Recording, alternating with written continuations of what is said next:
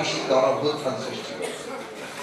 হাজারো তরুণ প্রাণ, নারী, শিশু, বৃদ্ধ, বাঙালি, চাকমা, হিন্দু, মুসলমান সবাই প্রাণ দিয়ে বাংলাদেশকে নতুন করে গড়ে তোলার সুযোগটা করে দিয়েছে। তার ধারাবাহিকতা আমরা নির্বাচন করেছি এবং বিএনপির নেতৃত্বে বিএনপির চেয়ারম্যান জনাব তারেক রহমান প্রধানমন্ত্রী হিসেবে নতুন সরকার গঠন করেছেন এবং তার নেতৃত্বে এই সরকার বাংলাদেশকে গড়ে তোলার কাজ করছে। আজকে সমস্ত জনগণকে, এখানে সরকার আছে, বিরোধী দল আছে, কিন্তু আমাদের সম্মিলিত ভাবেই দেশটাকে গড়ে তুলতে হবে। দেশ গড়ে তোলার কাজটা কারণ একক নয়, সবার সম্মিলিত অংশগ্রহণ দরকার এবং সেইটা যদি আমরা গণতান্ত্রিক প্রক্রিয়ায় নিশ্চিত করতে পারি, তাহলে বাংলাদেশের সামনে যেমন অনেক চ্যালেঞ্জ আছে, তেমনি আবার অপার সম্ভাবনা। আমরা একটা বৈরী আন্তর্জাতিক পরিস্থিতির মধ্যে এই মুহূর্তে অবস্থান করছি এবং এই বৈরী আন্তর্জাতিক পরিস্থিতির কারণে আমাদের সামনে অনেকগুলো নতুন নতুন চ্যালেঞ্জ এসেছে।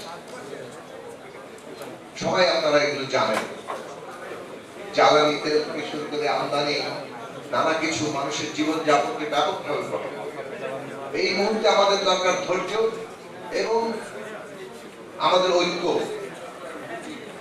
বর্তমান সরকার এই যে বৈরী পরিস্থিতির মধ্যে কিভাবে বাংলাদেশকে এগিয়ে নিয়ে যেতে হবে সেই ব্যাপারে সর্বোচ্চ সজাগ আছে এবং সর্বোচ্চ উদ্যোগ নেওয়ার চেষ্টা করছে। একই সাথে আমরা আমাদের দীর্ঘদিনের এই যে প্রতিষ্ঠানগুলোকে ধ্বংস করে দেওয়া হয়েছে, আমাদের এখানে ব্যাংক ব্যবস্থাপনা পুরোপুরি বিপর্যয়গ্রস্ত করে দেওয়া হয়েছে, অর্থনীতিকে একটা খাদের কিনারে নিয়ে যাওয়া হয়েছে।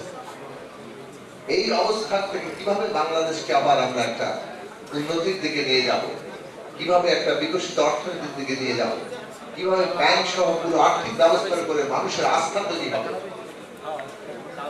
এবং সবশেষে শিক্ষা, স্বাস্থ্য, কর্মসংস্থান ইত্যাদি প্রশ্নে মানুষের জীবনে সত্যিকার উন্নতি তৈরি।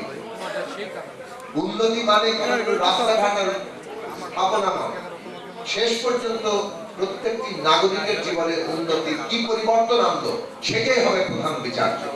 সেই জায়গা থেকে আপনারা লক্ষ্য করবেন বর্তমান সরকার তার যে অঙ্গীকার, ফ্যামিলি কার্ড, কৃষি কার্ড, কৃষি ঋণ মৌকুফ, ইমাম সাহেব সহ সকল ধর্মের পুরুষদের তাদের নির্দিষ্ট ভাতা, এগুলো যা কিছু সামাজিক সুরক্ষার প্রশ্নে ঘোষণা দিয়েছিল, সবার আগে সেগুলো বাস্তবায়নের জন্য অতি দ্রুত এবং কার্যকর উদ্যোগ গ্রহণ।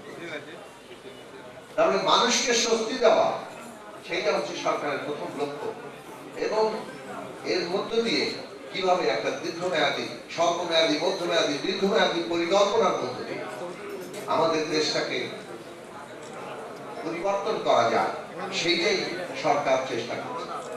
এবং নিঃসন্দেহে নারায়ণগঞ্জ বাংলাদেশের অর্থনীতির, আমাদের উৎপাদনশীল অর্থনীতির অন্যতম গুরুত্বপূর্ণ জায়গা এবং অত্যন্ত প্রাচীন একটা শহর। অর্থনৈতিক ভাবে নারায়ণগঞ্জ কোন নতুন গুরুত্বের জায়গা নয়, নারায়ণগঞ্জ সবসময় অর্থনৈতিক গুরুত্বপূর্ণ জায়গা ছিল, প্রাচ্যের কান্ডি বলা হতো।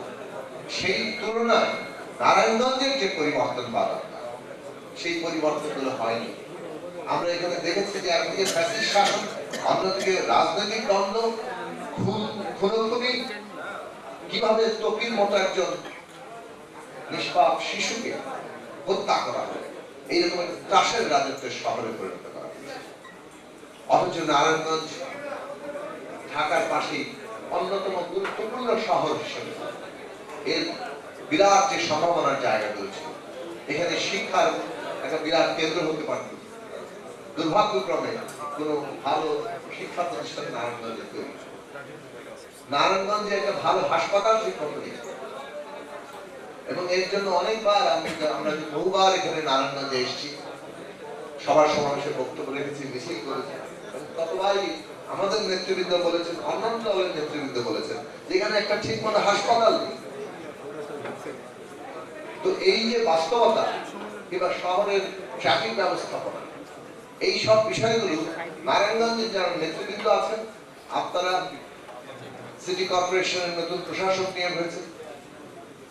আপনাদের উচিত হবে দ্রুততম সময়ের মধ্যে ঠিকঠাক মতো আসল সমস্যাগুলো সমাধানের পাশাপাশি একটা পরিকল্পনা গ্রহণ করা, এমন পরিকল্পনা যাতে করে এই শহরের সমস্যাগুলোকে কিছুটা দীর্ঘমেয়াদে সমাধান আমরা করতে পারি। মানে টুকটাক সমাধান না, একটা দীর্ঘমেয়াদের সমাধান করা। সেই জায়গাগুলো পরিকল্পনা আপনারা করেন। আশা করি যে সরকার বাংলাদেশকে নতুন করে গড়ে তোলার উদ্যোগ গ্রহণ করেছে, তারা এই সব পরিকল্পনাগুলো নানাভাবেই জনগণের সমর্থনের আকাঙ্ক্ষার ভিত্তিতে দাঁড়িয়ে গ্রহণ করবে এবং বাস্তবায়নের জন্য প্রয়োজনীয় উদ্যোগ নেবে। আমরা বিশ্বাস রাখি যে ফ্যাসিবাদ বিরোধী লড়াইয়ের মধ্য দিয়ে বিদ্যমান রাষ্ট্র ব্যবস্থার গণতান্ত্রিক রূপান্তরের জন্য এই দেশের সংবিধানের ক্ষমতা কাঠামো, সেটা থেকে শুরু করে রাষ্ট্রের প্রতিষ্ঠান, আইন সবগুলো পরিবর্তন করা যে প্রক্রিয়া এবং সবশেষে দেশের আর্থসামাজিক ব্যবস্থাকে নতুন করে সজ্জিত করার যে পরিকল্পনা আমরা গ্রহণ করেছি, তার সাথে আমরা সেগুলো বাস্তবায়ন করতে পারবো জনগণকে সাথে নিয়ে। এবং ততক্ষণ পর্যন্ত এই লড়াইয়ে, এই কাজে, এই অগ্রযাত্রায় আমরা তার সাথে যুক্ত থাকতে পারবো। আমরা আপনাদের প্রত্যেকের সহযোগিতা চাই এবং এই সহযোগিতার মধ্য দিয়ে বাংলাদেশ এগিয়ে যাবে সেই বিশ্বাস রাখি। আপনাদের